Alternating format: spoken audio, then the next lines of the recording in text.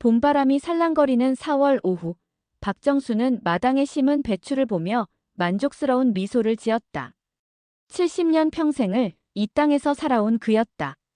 새벽 4시면 어김없이 일어나 밭으로 향했고 해가 질 무렵에야 집으로 돌아오는 성실한 농부였다. 그의 손은 거칠었지만 그 손으로 일군 것들은 참으로 많았다. 아버지, 차 한 잔 드세요. 큰아들 박민수가 따뜻한 차를 가져왔다. 평소보다 유난히 친절한 목소리였다. 정수는 고개를 들어 아들을 바라봤다. 40대 중반의 민수는 도시에서 작은 사업을 하며 살고 있었다. 요즘 사업이 어렵다는 이야기를 자주 했다. 고맙다. 정수가 차를 받아 마시며 말했다. 요즘 부쩍 자주 오는구나. 아버지 뵙고 싶어서요. 민수가 웃으며 대답했다. 하지만 그 웃음 뒤에는 계산이 숨어 있었다. 최근 부동산 가격이 오르면서 아버지가 가진 땅의 가치가 상당히 올랐다는 것을 알게 되었기 때문이다. 이때 둘째 아들 박민호도 나타났다. 아버지, 안녕하세요. 평소보다 밝은 인사였다. 형제는 서로 눈빛을 주고받았다. 둘 다 같은 생각을 하고 있었다. 아버지, 저희가 상의할 게 있어서 왔어요. 민수가 조심스럽게 말을 꺼냈다. 아버지 연세도 있으시고 이제 농사일도 힘드실 텐데요. 괜찮다. 아직 팔팔하다. 정수가 손사래를 쳤다.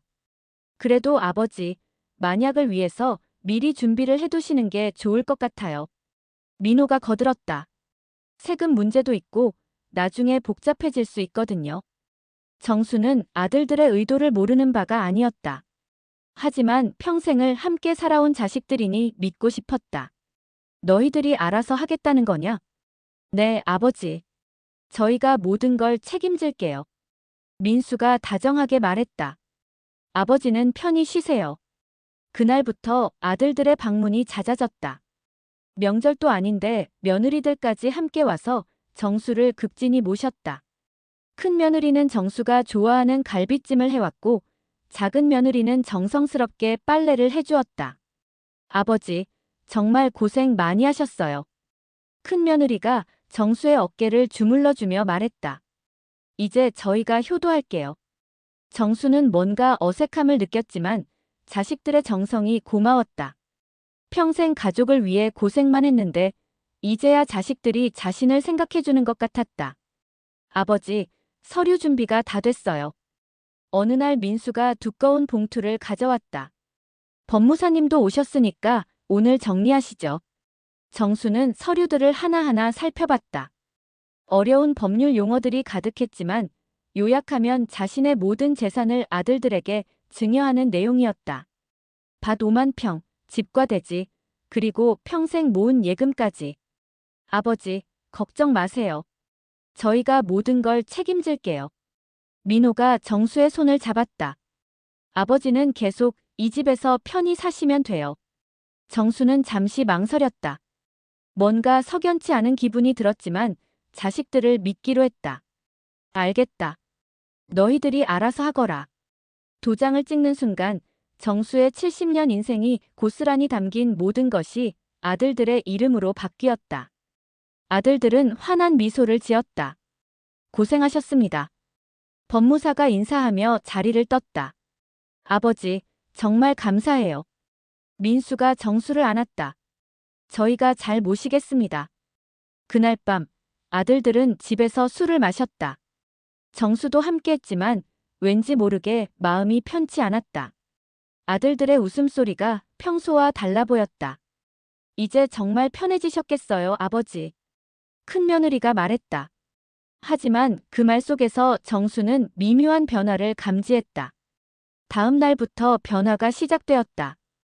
아들들의 방문 횟수가 줄어들기 시작한 것이다. 그리고 예전처럼 친절하지도 않았다.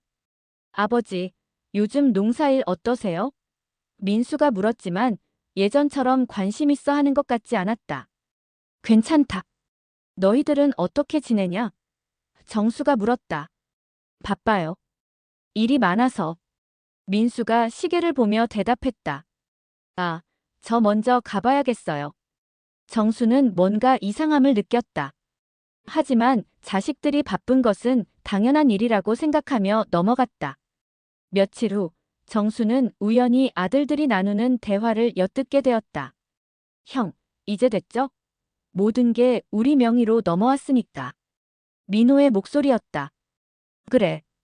이제 우리가 할 일은. 민수의 목소리가 작아져서 들리지 않았다. 정수의 가슴이 철렁했다. 설마 하는 생각이 들었지만 자식들을 믿고 싶었다. 하지만 그의 불안감은 현실이 되어갔다. 명의이전이 끝난 지 한 달이 지났다. 정수는 점점 확신을 갖게 되었다. 자식들의 태도가 완전히 바뀌었다는 것을. 예전처럼 자주 오지도 않을 뿐더러 와도 금방 가버렸다. 그리고 정수를 대하는 말투도 예전 같지 않았다. 아버지, 농사일 그만 좀 하세요. 어느 날 민수가 짜증 섞인 목소리로 말했다. 이제 나이도 있으시니까 쉬셔야죠. 아직 할만하다. 정수가 대답했다. 아버지가 쓰러지기라도 하면 누가 책임져요? 민호가 거들었다. 그럼 또 저희가 고생이잖아요. 정수는 아들의 말에 상처를 받았다. 고생이라는 표현이 가슴에 박혔다. 자식을 돌보는 것이 고생이란 말인가. 상황은 점점 나빠졌다.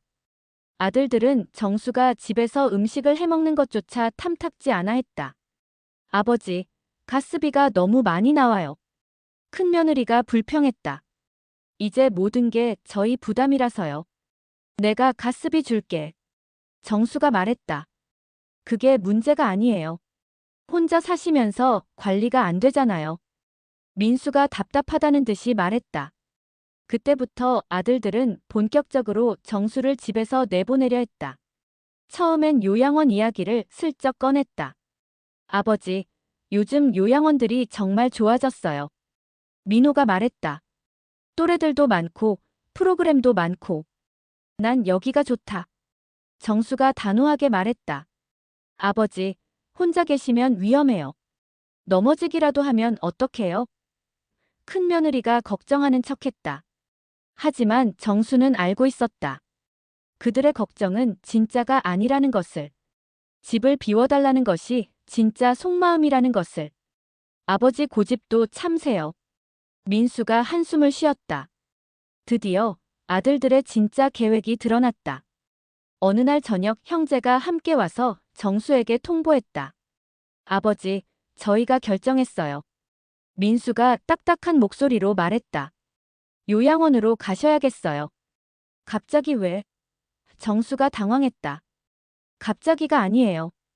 계속 말씀드렸잖아요. 민호가 짜증을 냈다. 아버지 혼자 계시면 안 된다고. 난 혼자서도 잘 살 수 있다. 아버지. 민수가 소리를 질렀다. 이제 이 집은 저희 거예요. 저희가 어떻게 하든 저희 마음이에요. 정수는 그 말에 큰 충격을 받았다. 70년을 살아온 집에서 쫓겨나는 기분이었다. 아니, 실제로 쫓겨나는 것이었다. 형, 너무 그렇게 말하지 마. 민호가 형을 말렸다. 하지만 그것도 연기였다.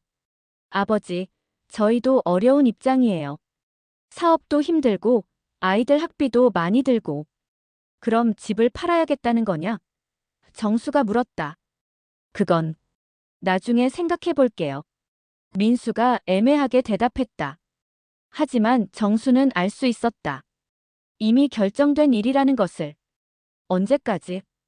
정수가 체념한 목소리로 물었다. 이번 주 안에. 민호가 대답했다. 벌써 요양원도 알아봤어요. 좋은 곳이에요. 정수는 더 이상 말하지 않았다. 무슨 말을 해도 소용없다는 것을 알았기 때문이다. 그날 밤 정수는 잠을 이루지 못했다. 평생을 함께한 집과 작별해야 한다는 현실이 믿어지지 않았다. 다음 날부터 정수는 조용히 짐을 쌌다. 70년의 삶이 담긴 물건들이 작은 가방 2개가 전부였다. 사진들을 보며 눈물이 났다. 돌아가신 아내와 찍은 사진, 아들들이 어렸을 때 사진들. 모든 게 추억이었다. 아버지, 짐 다 쌌어요? 민수가 와서 물었다. 미안한 기색은 전혀 없었다. 응. 정수가 짧게 대답했다. 차 가져왔으니까 나가요. 민호가 재촉했다. 정수는 마지막으로 집안을 둘러봤다. 아내가 음식을 해주던 부엌, 아이들이 뛰어놀던 마루, 함께 TV를 보던 거실. 모든 게 어제 일 같았다. 차에 타자마자 아들들은 주식과 부동산 이야기를 시작했다. 형, 이 집값이 얼마나 될까? 민호가 물었다. 부동산 중개업소에서 3억은 된다고 하더라. 민수가 대답했다. 와, 생각보다 많네. 그럼 땅까지 합치면. 정수는 그들의 대화를 들으며 가슴이 미어졌다. 자신이 살아온 집이 그들에게는 그저 돈이었다. 그리고 자신은 그 돈을 가로막는 걸림돌이었던 것이다. 아버지, 요양원 정말 좋은 곳이에요. 큰며느리가 뒤늦게 위로했다. 시설도 좋고 음식도 맛있다고 하더라고요. 정수는 대답하지 않았다. 창밖을 보며 눈물을 삼켰다. 70년을 살아온 마을의 풍경이 빠르게 지나갔다. 이제 다시 볼 수 없을지도 모르는 풍경들이었다. 요양원에 도착했을 때 정수는 완전히 다른 세상에 온 기분이었다. 냄새부터 달랐다. 소독약 냄새와 늙은이들의 냄새가 섞여 있었다. 안녕하세요.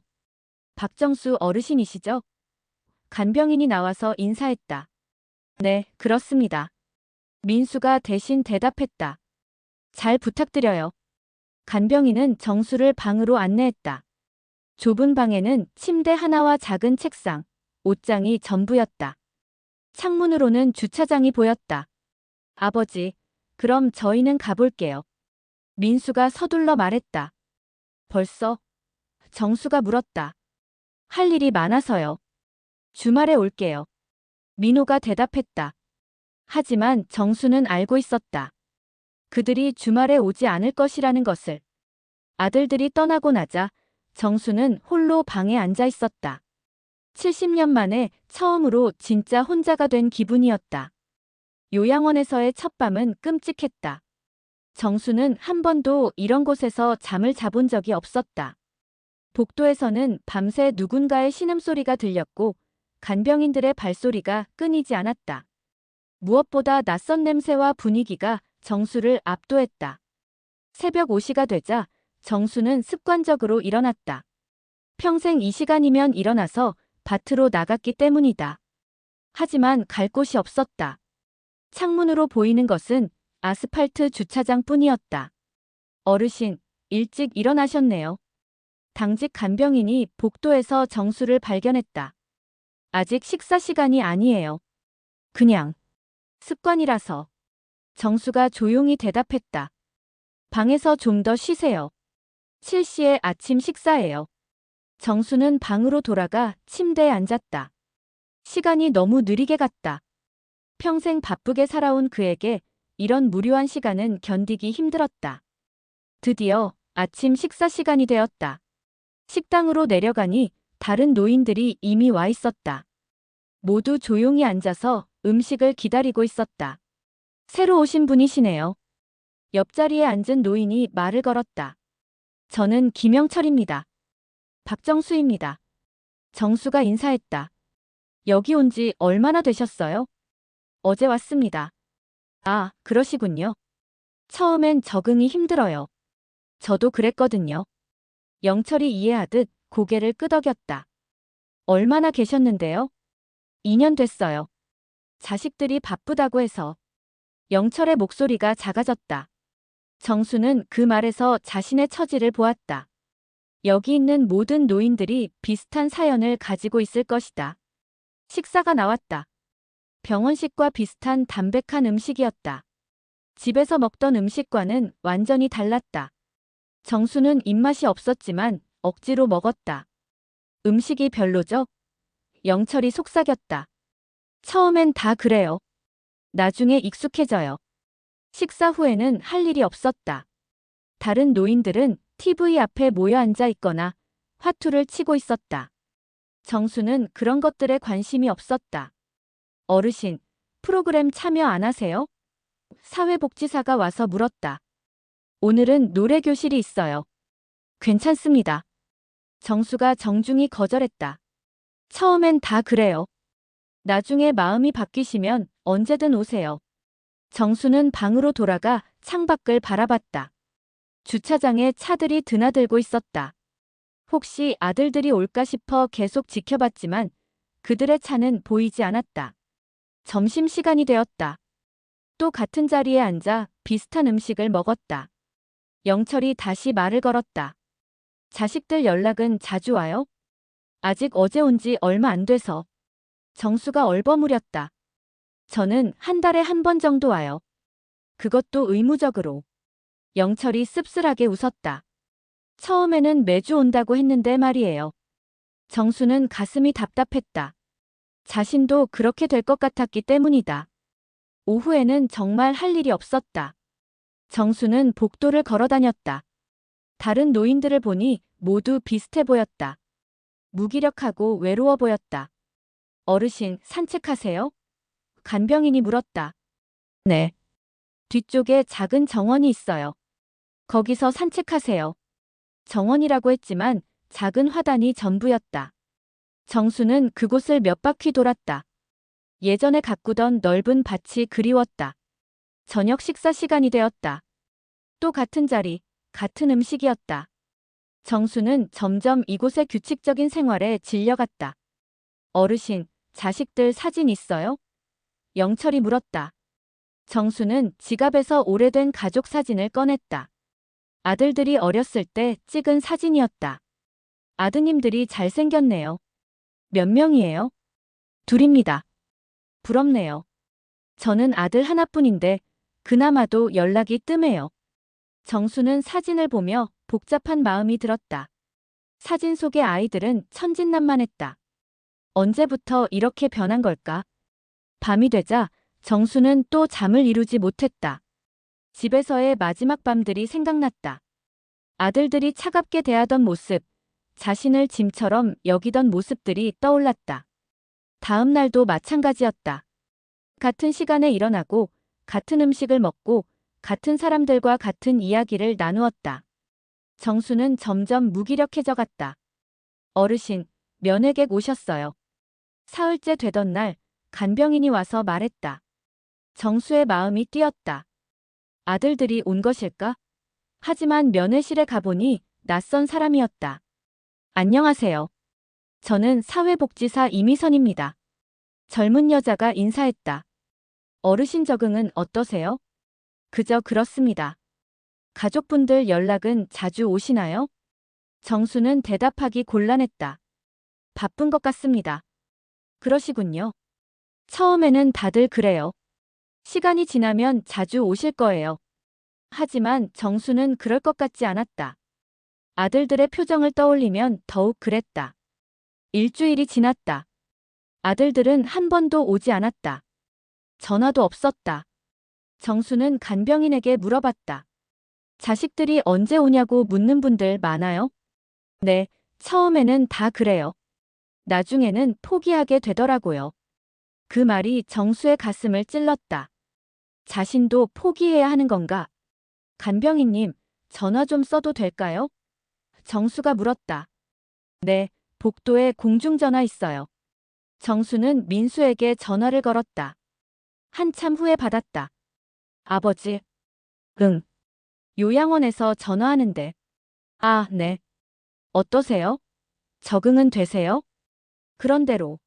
너희들은 언제 와볼 거냐? 아, 그게. 요즘 너무 바빠서요. 곧 가볼게요. 하지만 그 곧이 언제인지는 알 수 없었다. 전화를 끊고 나니 정수는 더욱 외로웠다. 그날 밤 정수는 베개를 적시며 울었다. 70년을 살면서 이렇게 외롭고 쓸쓸한 적은 없었다. 자식들을 위해 평생을 바쳤는데 이제는 짐이 되어버린 자신이 너무 초라했다. 한 달이 지났다. 아들들은 여전히 오지 않았다. 가끔 안부 전화는 왔지만 형식적인 것이었다. 잘 계시죠? 바빠서 못 가고 있어요. 곧 갈게요. 하지만 그 곧은 오지 않았다. 정수는 점점 요양원 생활에 적응해 갔다. 아니, 체념해 갔다고 하는 편이 맞았다. 매일 같은 시간에 일어나고, 같은 음식을 먹고, 같은 사람들과 시간을 보내는 것이 일상이 되었다.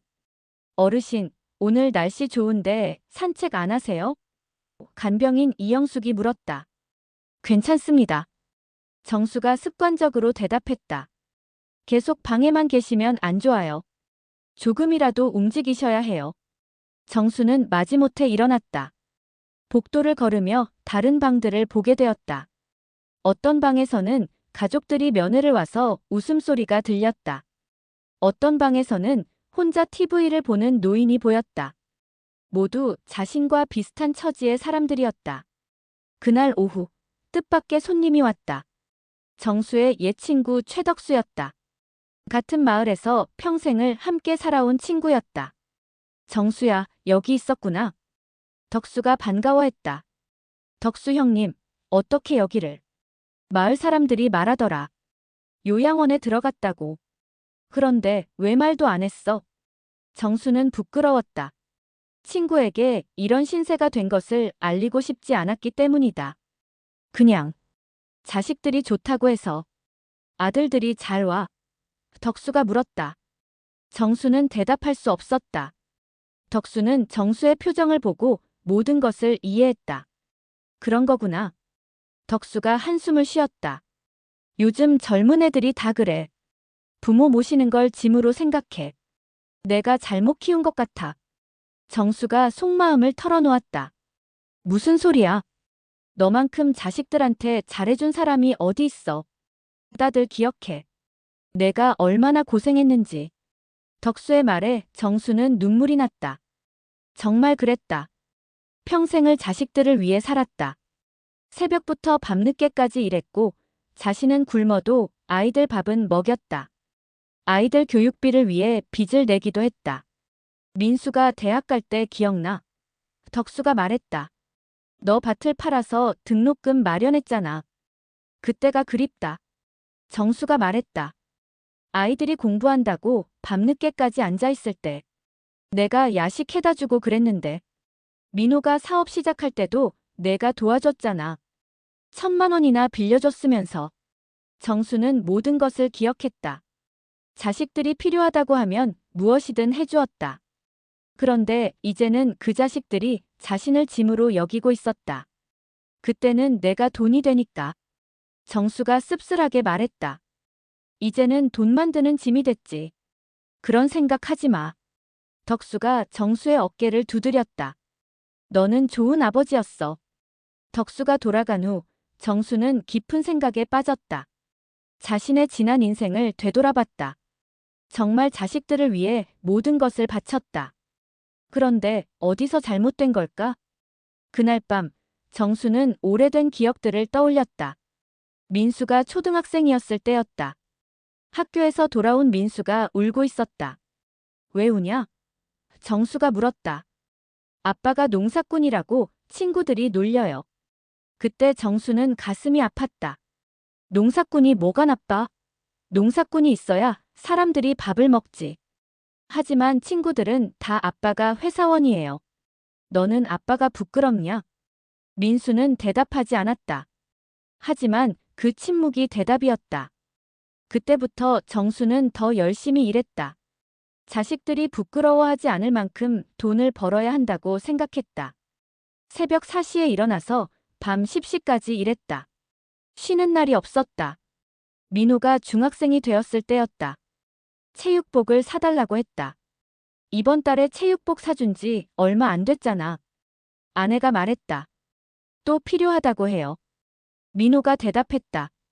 정수는 의심스러웠지만 돈을 주었다. 나중에 알고 보니 친구들과 게임을 하는데 쓴 돈이었다.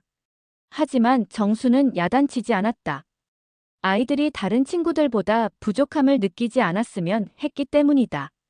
고등학교 때는 더 했다. 민수가 과외를 받고 싶다고 했다. 돈이 얼마나 드는데? 아내가 걱정했다. 한 달에 50만 원이요. 민수가 대답했다. 그때 정수의 한 달 수입이 100만 원 정도였다. 절반을 과외비로 써야 했다. 하지만 정수는 승낙했다. 좋은 대학 가야 한다. 정수가 아내를 설득했다. 고생을 좀 하자. 그때부터 정수는 부업을 시작했다. 낮에는 농사를 짓고 밤에는 공사장에서 일했다. 몸은 힘들었지만 아이들을 위해서라면 참을 수 있었다. 대학에 들어가서도 마찬가지였다. 등록금과 생활비를 대느라 정수는 빚을 지기 시작했다. 하지만 아이들에게는 말하지 않았다. 걱정시키고 싶지 않았기 때문이다. 아빠, 친구들이 다 컴퓨터 사는데 저도 사주세요. 민호가 말했다. 컴퓨터가 얼마나 하는데? 200만 원 정도요. 200만 원은 정수에게 큰 돈이었다. 하지만 또 사주었다. 다른 친구들보다 뒤처지지 않았으면 했기 때문이다. 결혼할 때도 그랬다. 민수가 결혼한다고 했을 때 정수는 빚을 내서 결혼 비용을 마련했다. 아빠, 요즘 결혼식이 다 비싸요. 민수가 말했다. 얼마나 드는데? 3천만 원 정도요. 3천만 원은 정수에게 천문학적 숫자였다. 하지만 또 마련했다. 아들의 큰일을 제대로 치러주고 싶었기 때문이다.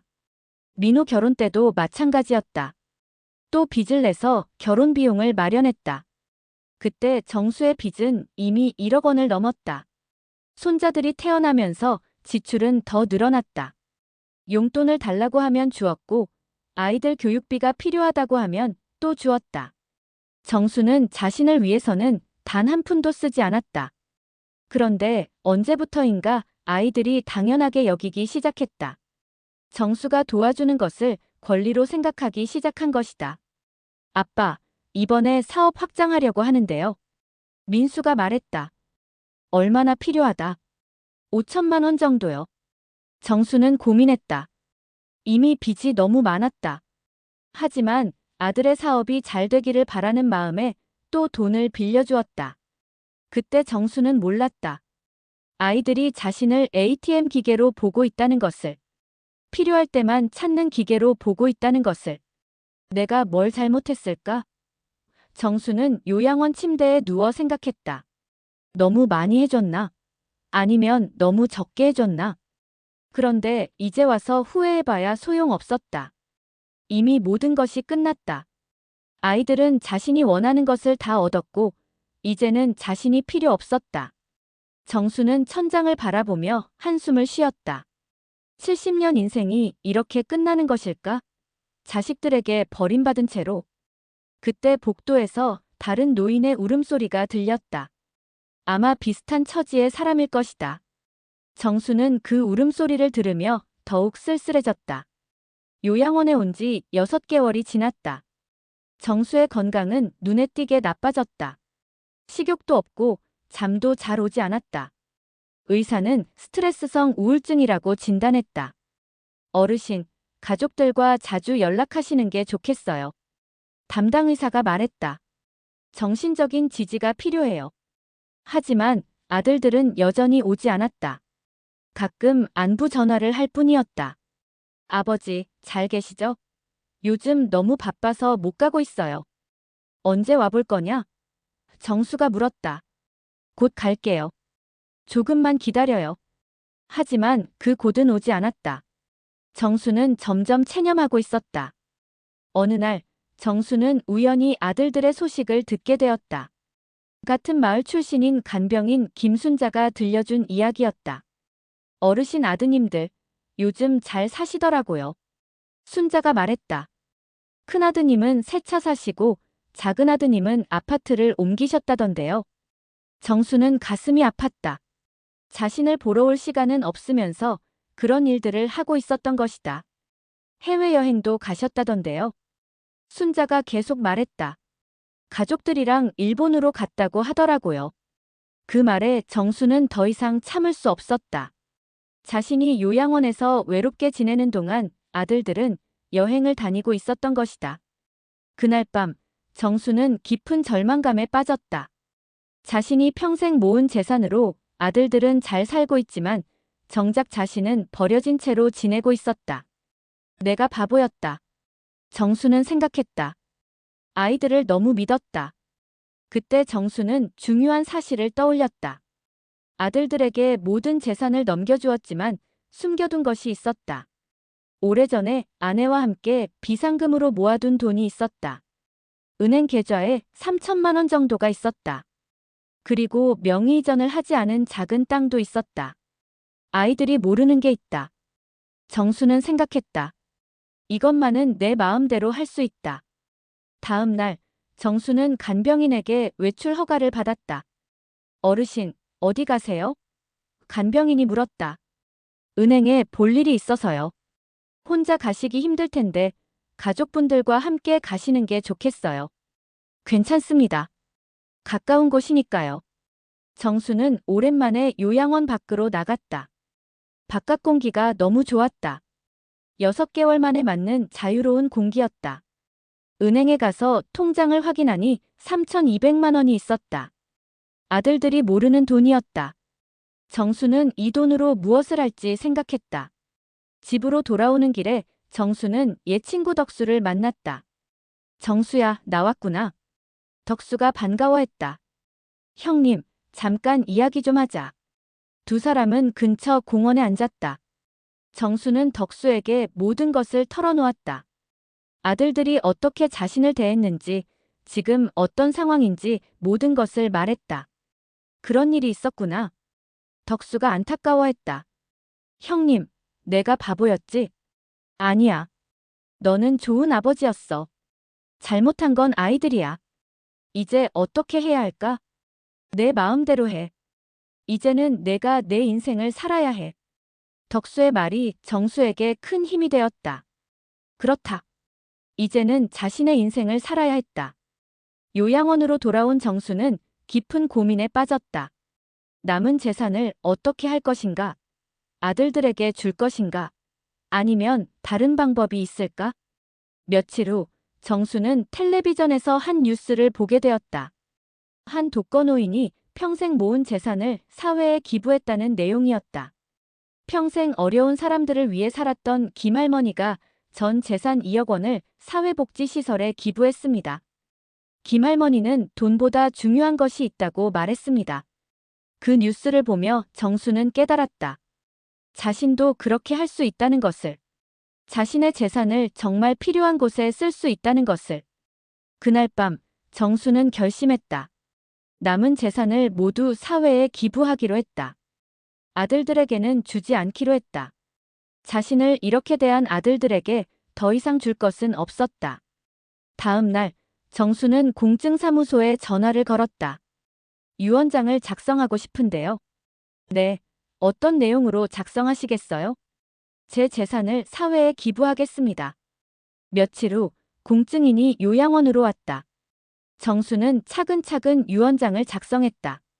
자신의 남은 재산 전부를 지역 사회복지시설과 불우한 이웃들을 위해 기부한다는 내용이었다. 확실히 하시겠어요? 공증인이 재차 물었다. 네, 확실합니다.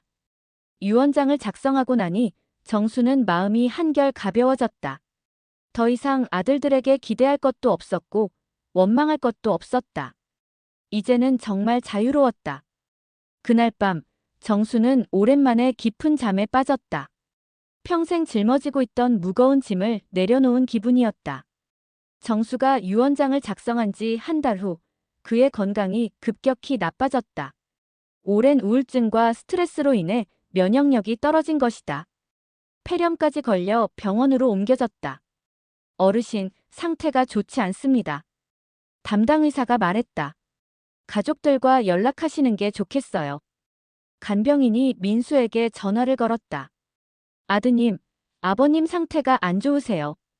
병원에 와보시는 게 좋겠어요. 얼마나 안 좋은데요? 민수가 물었다. 의사 선생님이 위험하다고 하세요. 아, 그래요? 그럼 내일 가볼게요. 하지만 민수는 오지 않았다. 민호에게도 연락했지만 마찬가지였다. 지금 출장 중이라서요. 다음 주에 들어가면 갈게요. 정수는 병원 침대에 누워 천장을 바라봤다. 마지막 순간에도 아들들은 오지 않았다. 하지만 이제는 서운하지 않았다. 이미 모든 것을 포기했기 때문이다. 정수는 침대 옆 서랍에서 핸드폰을 꺼냈다. 예전에 알고 지내던 지역신문 기자 한민철의 번호를 찾았다. 민철은 정수와 같은 마을 출신으로 어릴 때부터 알고 지내던 사이였다. 민철아, 나 박정수야. 아, 정수 아저씨. 어떻게 지내세요? 지금 병원에 입원해 있다. 너한테 부탁할 일이 있어서 전화했어. 무슨 일이세요? 내가 재산을 기부하려고 하는데 그걸 기사로 써줄 수 있냐? 기부요? 얼마나 하시는데요? 3천만 원 정도와 땅을 좀 기부하려고 해. 총 5천만 원 정도 될 것 같다. 민철은 놀랐다. 정수 아저씨, 그런 큰 돈을 기부하시는 거예요? 응. 내가 죽기 전에 좋은 일에 쓰고 싶어서. 이유가 있으세요? 정수는 잠시 망설였다가 솔직하게 말했다. 자식들이 날 버렸어. 요양원에 보내놓고 한 번도 안 와. 그래서 내 재산을 정말 필요한 곳에 쓰고 싶다. 민철은 정수의 사연을 들으며 마음이 아팠다.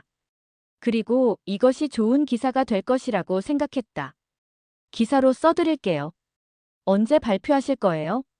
내일 공증사무소에서 최종 서류를 처리할 예정이야. 그 후에 발표해줘. 다음 날 정수는 병원에서 나와 공증사무소로 갔다.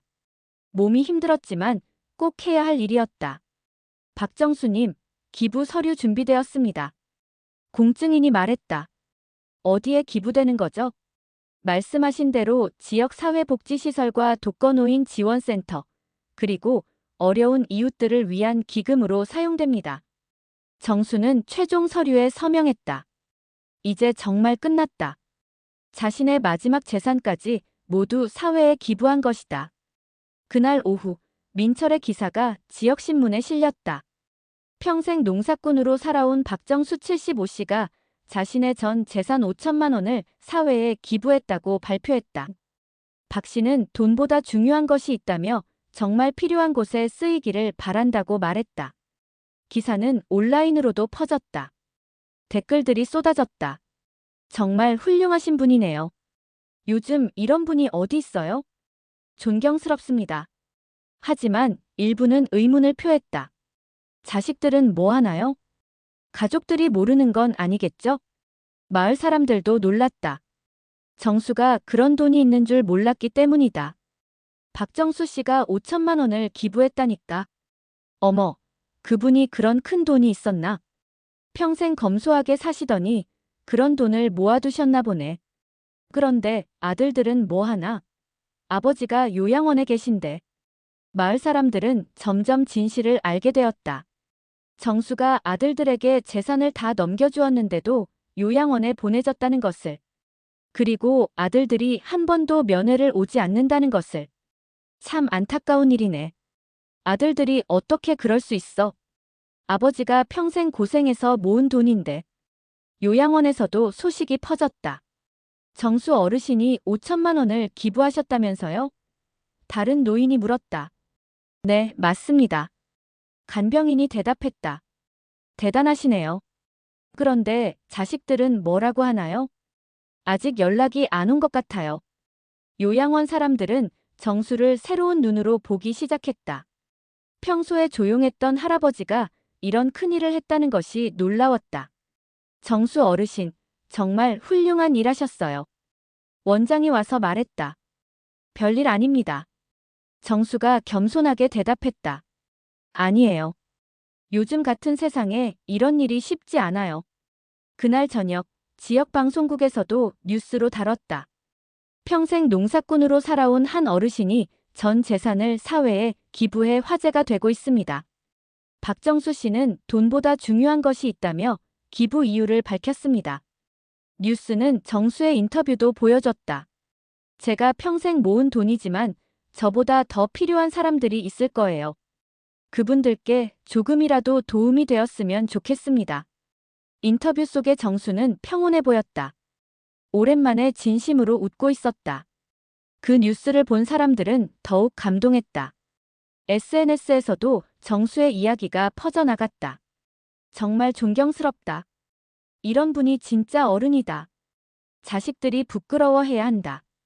정수는 병원 침대에서 그 모든 반응들을 보며 만족했다. 자신의 마지막 선택이 옳았다는 확신이 들었다.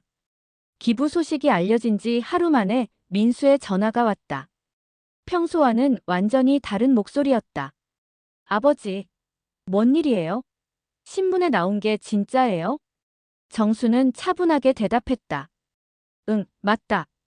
아버지가 미치셨어요? 5천만 원을 그냥 남한테 준다고요? 남이 아니라 정말 필요한 곳에 준 거다. 필요한 곳이요? 저희가 더 필요해요. 민수가 소리를 질렀다. 저희도 살기 힘들다고요. 정수는 아들의 목소리에서 진짜 속마음을 들었다. 결국 돈 때문이었다. 자신에 대한 걱정이 아니라 돈에 대한 걱정이었다. 너희들은 내가 준 재산으로 잘 살고 있잖아. 그게 뭐가 얼마나 된다고요? 요즘 물가가 얼마나 비싼데요? 그럼 그동안 내가 준 게 적었다는 거냐? 민수는 잠시 말을 잃었다. 하지만 곧 다시 화를 냈다. 아무튼 안 돼요. 당장 취소하세요. 이미 끝난 일이다. 끝난 일이라뇨? 아직 돈이 나가지 않았으면 취소할 수 있잖아요. 정수는 전화를 끊었다. 더 이상 들을 필요가 없었다. 30분 후 민호에게서도 전화가 왔다. 아버지, 형한테 들었어요. 진짜 기부했어요? 그렇다. 아버지, 어떻게 그럴 수 있어요? 저희한테 한마디 상의도 안 하고. 상의할 필요 없다. 내 돈이니까. 아버지 돈이라고 해도 저희 몫이잖아요. 그 말에 정수는 화가 났다. 내 몫? 내가 언제 너한테 줄 것이라고 했냐? 그래도 그렇죠. 저희가 자식인데. 자식이면 아버지를 이렇게 대해도 되는 거냐? 민호도 할 말이 없었다. 하지만 포기하지 않았다. 아무튼 안 돼요. 당장 취소하러 가요. 싫다. 그럼 저희가 직접 가겠어요. 전화가 끊어졌다. 정수는 아들들이 올 것을 예상했다. 하지만 두렵지 않았다. 이미 모든 것을 결정했기 때문이다. 다음 날 오후 형제가 함께 요양원으로 왔다. 6개월 만에 방문이었다. 하지만 반가운 얼굴은 아니었다. 둘 다 화가 나 있었다. 아버지. 민수가 정수의 병실 문을 벌컥 열며 들어왔다. 아버지, 정말 그렇게 하신 거예요? 민호도 뒤따라 들어왔다. 정수는 침대에 누운 채로 아들들을 바라봤다. 오랜만에 보는 얼굴들이었지만 전혀 반갑지 않았다. 6개월 만에 오는구나. 정수가 조용히 말했다. 지금 그런 얘기 할 때가 아니에요. 민수가 소리쳤다. 기부 취소하세요. 왜요? 그 돈이 우리 돈이잖아요. 내 돈. 정수가 되물었다. 언제부터 내 돈이 됐냐? 아버지가 돌아가시면 어차피 저희가 상속받을 돈이잖아요. 그 말에 정수는 아들들의 진짜 속마음을 알 수 있었다. 자신이 빨리 죽기를 바라고 있었던 것이다. 그럼 내가 빨리 죽어야 한다는 거냐? 그런 뜻이 아니에요. 민호가 당황했다. 그럼 뭔 뜻이냐? 내가 죽어야 내가 돈을 받는다는 거 아니냐? 형제는 말문이 막혔다. 하지만 포기하지 않았다. 아무튼 그 기부는 취소해야 해요. 민수가 고집했다.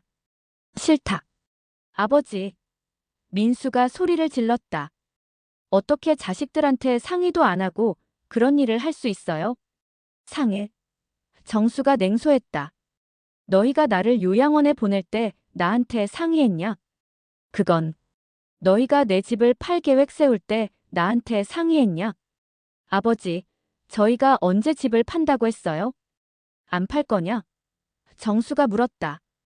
형제는 대답하지 못했다. 실제로 집을 팔 계획을 세우고 있었기 때문이다. 역시 팔 생각이었구나. 정수가 한숨을 쉬었다. 그건 나중 일이고요. 민호가 화제를 돌렸다. 지금은 기부 취소가 중요해요. 안 한다. 그럼 법적으로 문제 제기하겠어요. 민수가 위협했다. 해보시오. 정수가 담담하게 대답했다. 내 돈을 내가 어디에 쓰든 내 자유다. 아버지가 정신이 온전하지 않다고 주장할 수도 있어요. 민호가 가세했다. 정신이 온전하지 않다. 정수가 웃었다. 내가 언제부터 정신이 온전하지 않았냐? 요양원에서 우울증 치료받으셨잖아요. 그 우울증이 왜 생겼는지 아냐? 정수의 목소리가 높아졌다. 너희들이 나를 버려서 생긴 거다. 복도에서 간병인들이 소음을 듣고 달려왔다. 무슨 일이세요? 간병인이 물었다. 아, 괜찮습니다. 민수가 대답했다. 하지만 간병인은 정수를 걱정스럽게 바라봤다. 정수의 얼굴이 창백해져 있었다. 어르신, 괜찮으세요? 괜찮습니다. 정수가 답했다. 간병인이 나가자 민수가 다시 말했다. 아버지, 제발 다시 생각해보세요. 저희도 살기 힘들어요. 어떻게 힘드냐? 정수가 물었다. 사업도 어렵고 아이들 교육비도 많이 들어요. 그럼 그동안 내가 준 돈은 어디 갔냐? 집도 땅도 다 줬잖아. 그걸로는 부족해요. 부족하면 더 벌어라. 아버지. 이때 요양원 원장이 들어왔다. 무슨 일이신가요? 다른 어르신들이 놀라시는데요. 원장님, 죄송합니다. 민호가 사과했다. 어르신 상태가 좋지 않으니까 조용히 해주세요. 원장이 나가자 민수가 작은 목소리로 말했다. 아버지, 마지막으로 부탁드려요. 기부 취소해주세요. 안 한다. 그럼 정말 법적으로 문제 제기할 거예요. 해보시오. 정수가 단호하게 말했다. 하지만 명심해라. 내가 살아있는 한 한 푼도 더 주지 않겠다. 아버지. 그리고 앞으로 면회도 오지 마라. 너희들 얼굴도 보기 싫다. 아버지, 그렇게 말씀하시면 안 되죠. 왜 안 되냐? 너희들이 먼저 나를 버렸잖아. 형제는 할 말이 없었다. 모든 것이 사실이었기 때문이다. 아무튼 저희는 포기 안 할 거예요. 민수가 마지막으로 말했다. 그래, 해보시오. 아들들이 나간 후 정수는 깊은 한숨을 쉬었다. 예상했던 일이지만 실제로 겪으니 마음이 아팠다. 하지만 후회하지 않았다. 오히려 아들들의 진짜 모습을 확인할 수 있어서 다행이었다. 며칠 후 정말로 아들들이 법무법인을 통해 기부 취소 소송을 제기했다. 하지만 결과는 뻔했다. 정수는 정신적으로 온전했고 자신의 재산을 자유롭게 처분할 권리가 있었기 때문이다. 소송 결과 나왔어요. 민철 기자가 정수에게 전화했다. 어떻게 됐어? 당연히 아저씨가 이겼어요. 법원에서 기부는 유효하다고 판결했어요. 정수는 안도했다. 이제 진짜로 끝났다. 아들들 반응은 어때? 화를 많이 내더라고요. 하지만 더 이상 할 수 있는 게 없어요. 그날 밤 정수는 오랜만에 평안한 잠을 잤다. 마지막 싸움에서 이겼다는 안도감 때문이었다. 소송이 끝난 후 한 달이 지났다. 정수의 건강은 더욱 나빠졌다. 의사는 시간이 얼마 남지 않았다고 했다. 어르신, 마지막으로 하고 싶은 일이 있으세요? 담당 의사가 물었다. 정수는 잠시 생각했다. 친구를 만나고 싶습니다. 덕수가 병원으로 왔다. 오랜 친구는 정수의 모습을 보고 눈물을 흘렸다. 정수야, 고생 많았다. 형님, 고맙습니다. 끝까지 함께 해주셔서. 무슨 소리야? 우리가 몇 년 친구인데. 내가 한 일이 옳았을까요? 당연히 옳았지. 너는 마지막까지 훌륭했어. 아이들한테 미안한 마음도 있어요. 미안할 게 뭐 있어? 너는 평생 그 아이들을 위해 살았잖아. 덕수의 말에 정수는 마음이 편해졌다. 정말 그랬다. 자신은 평생 자식들을 위해 살았다. 그런데 자식들이 자신을 버린 것이다. 형님, 부탁이 있어요. 뭔데? 내 장례식 때 아이들이 와도 막지 마세요. 그래도 부모 자식 사이니까. 알겠어. 하지만 너무 슬퍼하는 척하면 좀 그럴 것 같아요. 덕수는 쓸쓸하게 웃었다. 걱정 마. 마을 사람들이 다 알고 있어. 며칠 후 정수는 조용히 눈을 감았다. 병원에서 연락을 받고 아들들이 달려왔지만 이미 늦었다. 아버지. 민수가 정수의 손을 잡고 울었다. 아버지, 죄송해요. 민호도 눈물을 흘렸다. 하지만 그 눈물이 진짜인지 의심스러웠다. 간병인들은 냉정한 눈으로 바라봤다. 6개월 동안 한 번도 오지 않던 아들들이 지금 와서 우는 것이 우스웠기 때문이다. 장례식은 마을 사람들이 주도해서 치렀다. 아들들은 상주 노릇을 했지만 사람들의 시선이 차갑다는 것을 느낄 수 있었다. 참 안타까운 일이네. 조문객들이 수군거렸다. 그래도 마지막에 좋은 일 하셨잖아. 5천만 원 기부하셨다면서. 아들들이 부끄러워해야 해. 아들들은 그런 시선들을 견디기 힘들었다. 하지만 어쩔 수 없었다. 모든 것이 사실이었기 때문이다. 장례식이 끝난 후 마을 사람들은 정수를 그리워했다. 정말 훌륭한 분이셨지. 평생 성실하게 사셨는데. 마지막에 그런 일까지 하시고. 정수의 기부금은 약속대로 사회복지시설과 독거노인들을 위해 사용되었다. 지역신문은 후속 기사를 실었다. 박정수 씨의 기부금으로 독거노인 10명이 따뜻한 겨울을 날 수 있게 되었다. 또한 지역 사회복지시설에서는 박 씨의 뜻을 기려 박정수 장학금을 만들기로 했다. 아들들은 그 기사를 보며 복잡한 마음이 들었다. 자신들이 받을 수 있었던 돈이 다른 사람들을 위해 쓰이고 있었기 때문이다. 형, 우리가 잘못했나? 민호가 물었다. 뭘? 아버지한테 너무 심하게 했나?